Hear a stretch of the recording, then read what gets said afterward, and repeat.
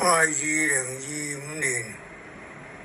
澳門嘅傑出青年，我喺度多謝各位網友支持我嘅，我非常感謝。我想請問一下中央國家嗰個負責頒發獎金同埋獎狀因為我就係全世界大網紅即係網在香港財務公司應該財務公司負責嘅，就唔知我啲獎狀寄咗嚟澳門未咧？或者寄咗上飛機未能到，可唔可以話一聲俾我聽853澳門85363388776。如果你個手機係外國嘅，要打853；如果係跨域嗰啲咧，都要打853嘅啦。如果喺澳門手機打咧，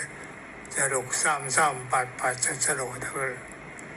就馮錦堂我個微信嗰張號就8786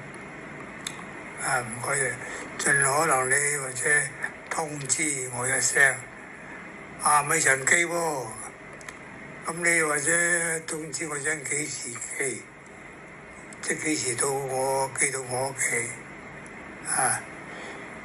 就係再其次，影音部咧同我講嘢嗰啲咧太多啦，嗰啲講説話嗰啲，即係同我講嘢嗰啲咧，全部都重複嘅，10幾廿次都係一樣嗰個題材嚟嘅，即係同我講嘢唔使講多嘅，你講一次我就明白晒嘅，個個都係重複又重複。開頭咧就話好大件事咩講下又係嗰啲咁嘅舊嘢，我食得多啦厭。你講啲新鮮嘢真係有緊急嘅，你緊急咪俾個電話我咯，咁我咪開機睇咯，係嘛？你講埋晒啲重複又重複，冇意思嘅，我都知嘅。所以其實我又我話咗好多次嘅啦，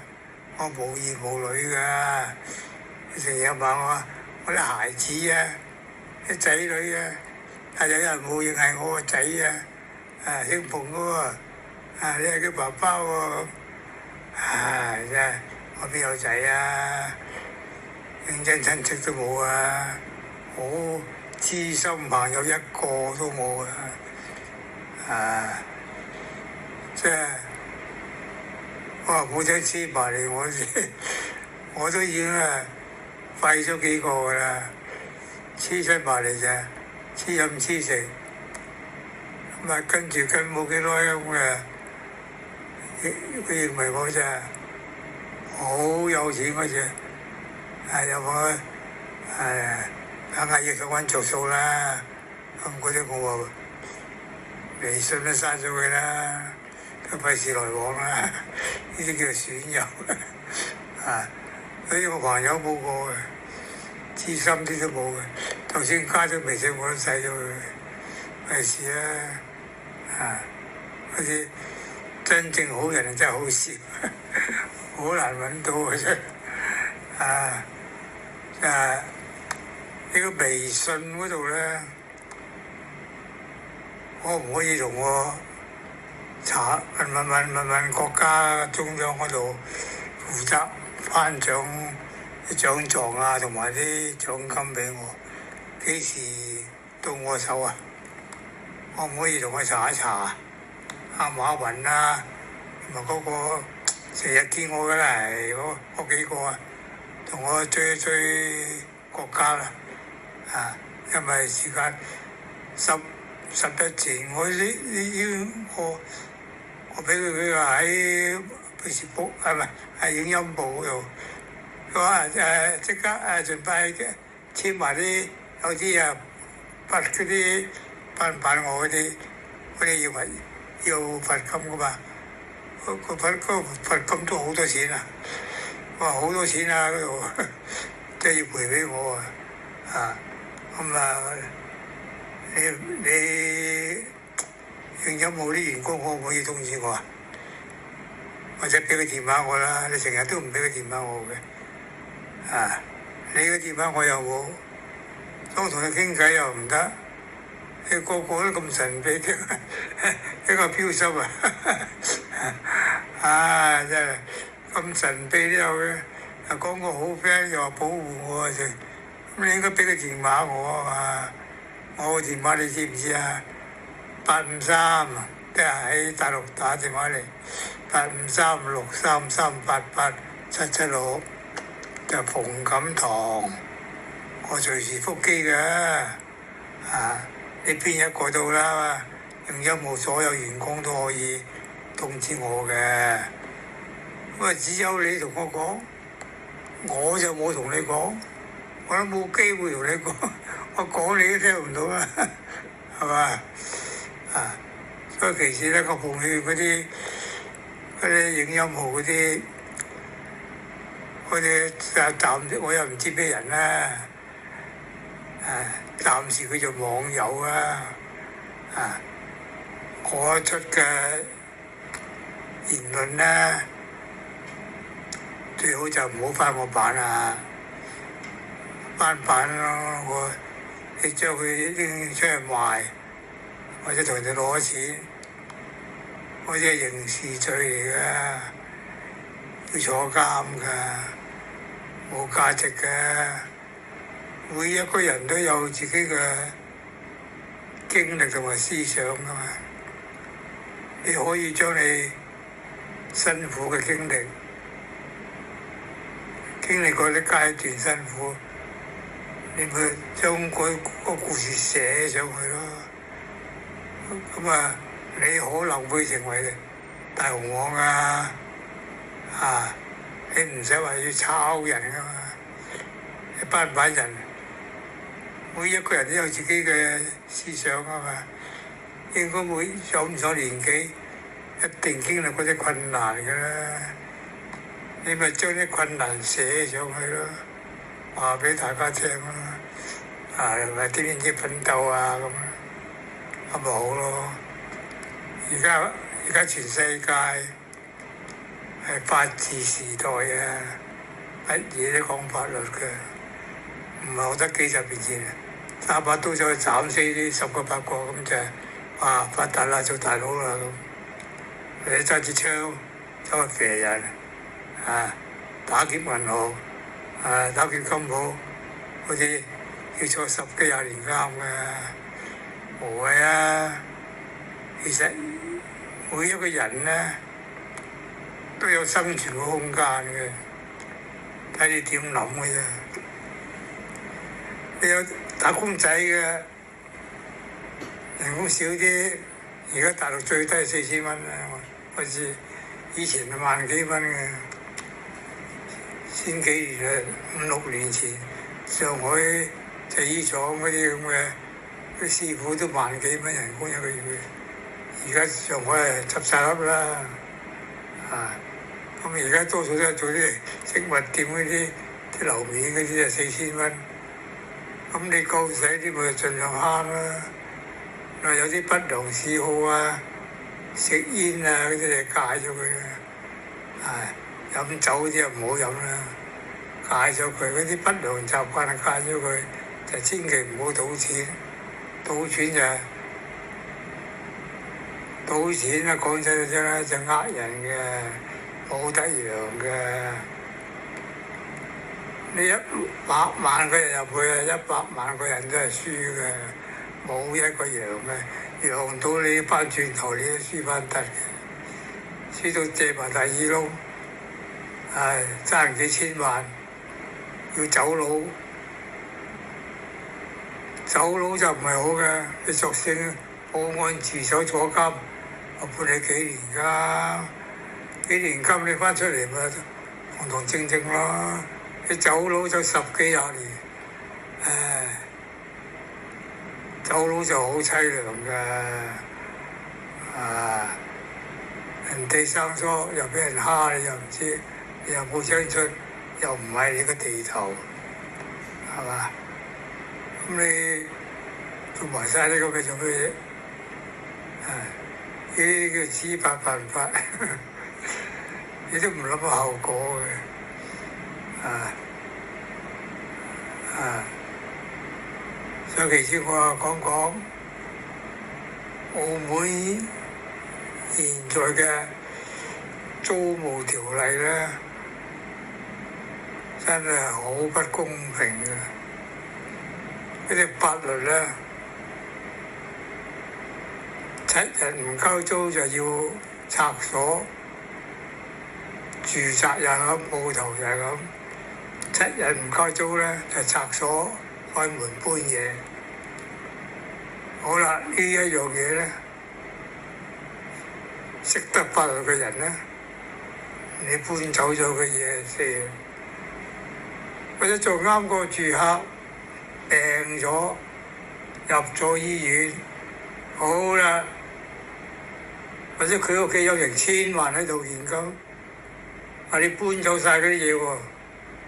嗰陣時啊話你爆格啦，話你打劫啊，咁你個業主咪要坐監啊？要諗個後果啫嘛。租樓嘅人咧唔係話冇錢嘅，尤其是今日嘅環境咧，租樓就好過買樓啦。租樓幾千蚊幾千蚊，一買一層樓幾百萬，你交租你交幾十年都未夠幾百萬啦，係嘛？而家又唔係買樓嘅時候，遲幾年啦就買樓啦，啲鋪頭咧，啲租金就唔加嘅，10萬加到你50萬、100萬，加到嗰啲鋪頭執笠。而家澳門政府啲立法議員咧，當年嘅我講過啦，係啲有錢佬、地產佬夾埋啲立法議員齊喂，啲租務條例，俄國年代啲法律對我哋不利嘅喎，佢立條法律啦，改晒佢啦，鋪位啊又唔加，個業主個鋪位想收回咧，就唔理你裝修咗1000萬好幾千萬，冇得賠償嘅。咁佢話收翻1年或者2年後收翻，佢裝修咗千幾萬，咁收翻你嘅業主咪賺千幾萬？呢啲係唔公平噶嘛！呢一定要補搬遷費噶嘛，裝修費都要搬啦，大佬。人哋諗住長做噶嘛，起碼做10嚟20年。你做你諗住佢好生意10萬加佢20萬，20萬佢頂唔上噶啦嘛，係嘛？咁你租戶條例就要保障翻啲鋪頭，裝修咗幾多，即係唔係話要你冇裝修都要，應該都補多少搬遷費嘅，唔多唔少都有啲裝修100幾廿萬嗰啲，而家100幾廿萬都唔係錢啦，好濕碎100幾廿萬，係嘛？咁你嘅立法議員嗰度租務條例一定要全部更改啊！啲住宅又係2000蚊加到3000蚊、5000，3000加到5000，好啦，租務條例話7日唔交租就拆鎖開門，收翻你嘅又冇得，我裝修咗幾十萬落去，佢收翻又冇得補翻俾我，冇裝修費幾十萬，我裝修咗幾十萬落去，咁佢又應該要補翻裝修費嘅錢俾我，聲明裝修費要補翻，咁就合理啦。啊，租務條例一定要新嗰啲全部要一定要取消晒啊！你新嘅租務條例，澳門人係最怕事嘅。你立啲咩法律咧，通過咧，澳門人就都唔理你嘅。你話啲政府話點就點，有錢派啊，開心啦！冇錢派啊，算啦，冇錢派算啦。澳門人就係咁嘅心態嘅，都唔係我覺得香港有班中嘈你嘅而家，有咩特首做啲嘢唔啱，真係投訴你㗎，集體投訴你㗎。澳門就冇，澳門而家冇呢啲咁嘅嘢啦，冇話示威啊嗰啲，即係除非你即係趕絕晒澳門人啦，啲法律啊差唔多上澳門人全部死晒啦，咁嗰啲人就反抗啦，咁你個話事人就犯法啦，唔係麻煩啦，唔係麻煩啫，你收翻教翻掂嗰班人，你都頭都請埋啦，再其次嗰啲第8條法律啊，你個話事人一定取消佢啦。橫掂起咗咁幾千棟空置嘅樓，擺喺度養老鼠，你都唔俾啲弱勢市民居住，我都唔知你點諗嘅。我聽聞啦，咋，唔關我事啊。房屋局嗰啲啊，你想攞社屋啊？好容易啫，你乜職員？你俾10萬蚊現金佢，天日你就批攞到㗎啦。我以前有個 friend 去做咧，佢咁就賺咗幾千萬，不過佢而家退咗休，呢啲冇得追㗎，佢叻仔啊！嗰10萬1000個你係幾錢啊？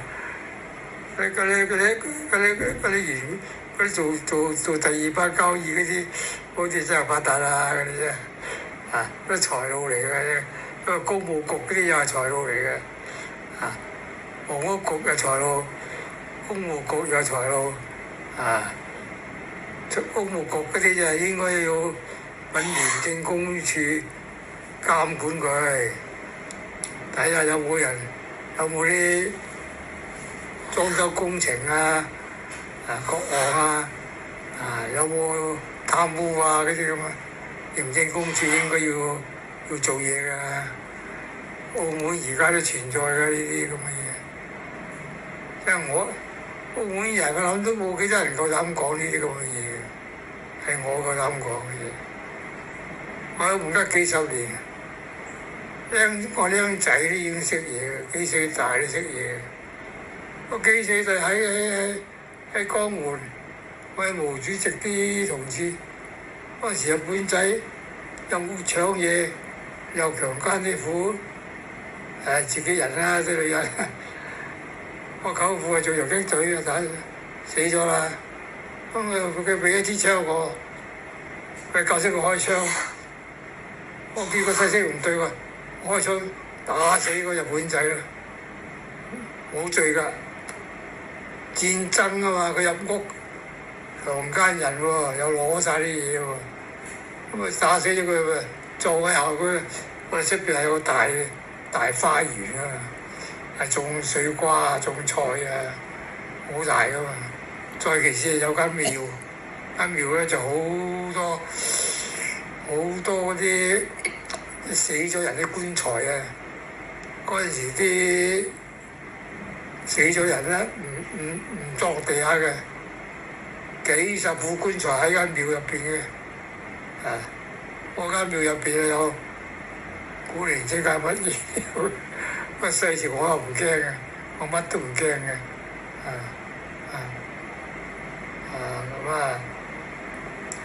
咁呢啲嘢就冇講啦，過咗去就算啦，啊，咁啊，希望你政府可能下啲民生啊，嗰啲長者嗰啲社保金啦，應該俾到足夠嘅使用。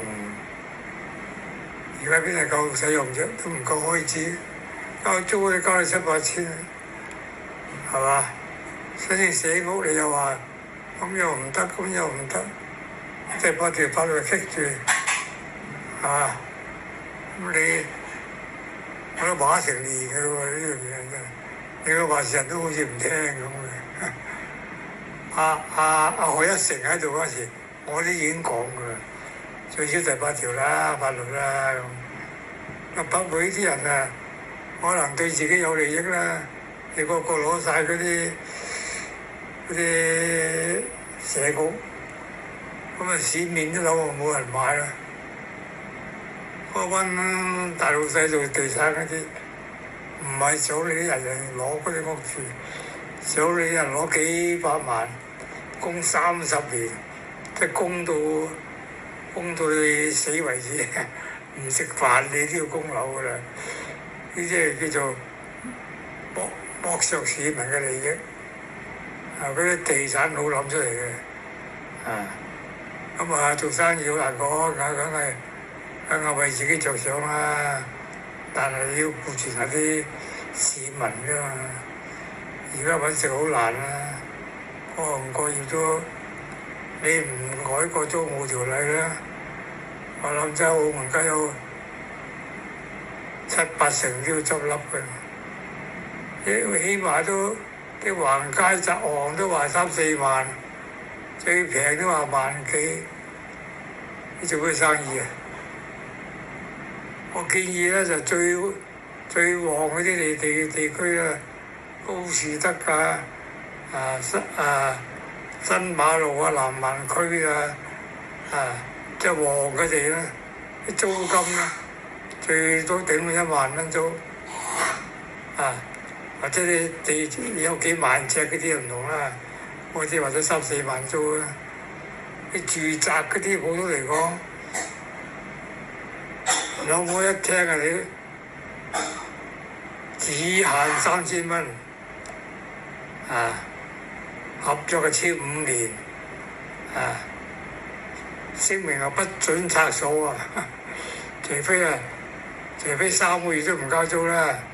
咁你就可以去行政大樓嗰度報，哇！我住客3個月都唔交租喎，咁我自己想收翻，咁行政大樓會幫助你噶啦嘛，咁個住客就唔啱啦，咁我哋由3個月都唔交租啫，如果你病嘅，你咪打個電話俾業主，我病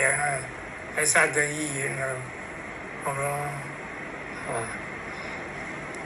咁你限制嗰啲租務條例咧，咁澳門嗰啲空鋪咧就會租晒嘅，你仲要立一條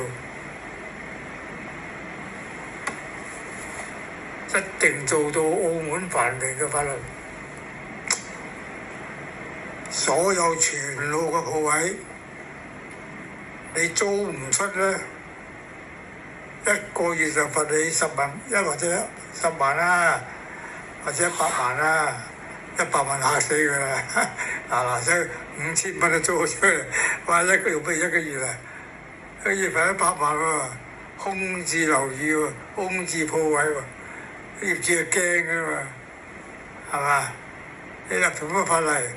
唔係唔合理嘅，合理嘅，因為你要研究下澳門嘅做營商嘅環境，就係交租金搞到佢執笠啫嘛。你冇賣得5、6萬、10幾20萬，你做咩生意啊？賣落粉啊？賣落粉都賺唔到嘅錢啦！而家販毒要坐監噶嘛？你除非賣假嘢啦，假嘅化妝品啦，假嘅食物啦，鞋又假乜，跟住成間鋪啲嘢都係假噶啦。咁嗰啲就好賺啦，100蚊賺你80蚊啦，佢翻嚟20蚊嘅啫。但係嗰啲就係犯法㗎，海關又查到你㗎，係嘛？唔得㗎嘛！你要做正行正當就賺唔到幾錢㗎咋？我哋以前做生意啊，賣 CD 啊，攞貨翻嚟啊，90蚊一隻啊，港幣啊，賣100蚊葡幣一隻啫，賺幾蚊一隻嘅啫。我就博個銷量多，款款都賣，行嗰啲款款都賣幾百隻嘅。你話點做啊？就貴租點做啊？以前係平租啊，1200蚊2、3千，300蚊租啦咁，幾百蚊租咋？大鋪頭當街多，300蚊租，佢而家幾萬，你點做啊？係嘛？要研究下個社會環境點解咁惡劣咧？點解啲人做生意做唔長咧？就落去啲租務條例唔得啊！新嘅租務條例全部要改過晒佢即係唔好話跟翻葡國年代啦，跟翻葡國年代梗好啦。咁你特區又冇理由跟葡國㗎嘛？咁你咪差唔多近乎葡國嘅條例照我咁嘅意思咧，就澳門咧就繁榮啦，一定繁榮啊！要立埋住宅樓宇就不能空置1個月，轉月計，1個月罰10萬，2個月罰20萬，半年就罰你60萬。咁呢業主就驚啦，2000蚊、3000蚊去做啦，費事不義罰款啦，呢啲係啲業主造成嘅啫嘛，個市面環境唔好就係啲業主造成，啲租貴，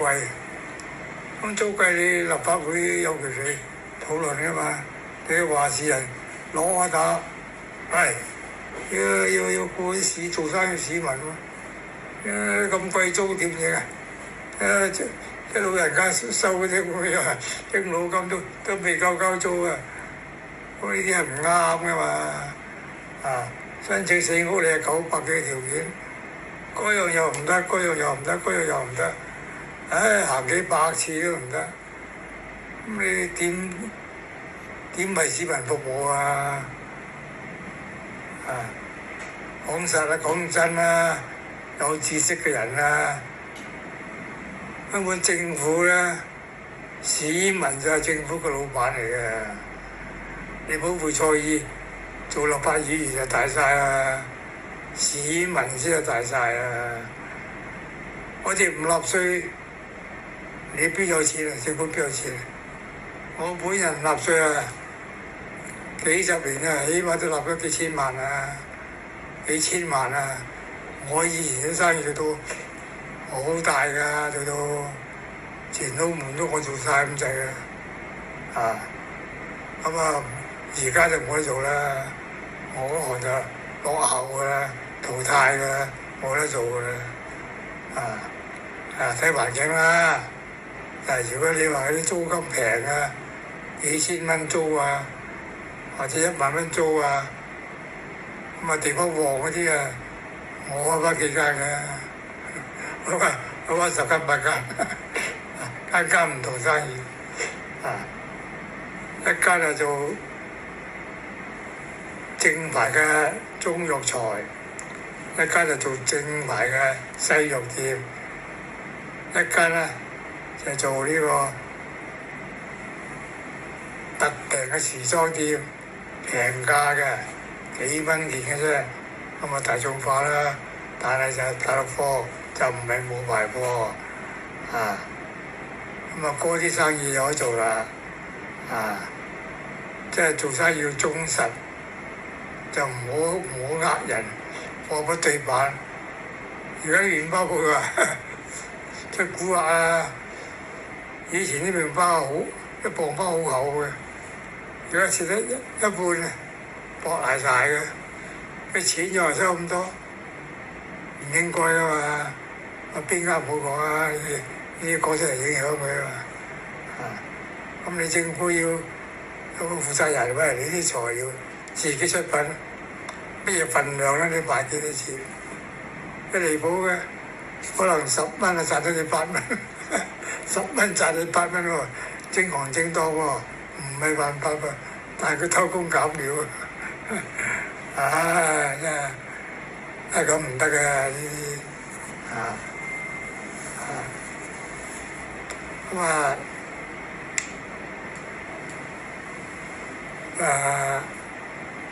希望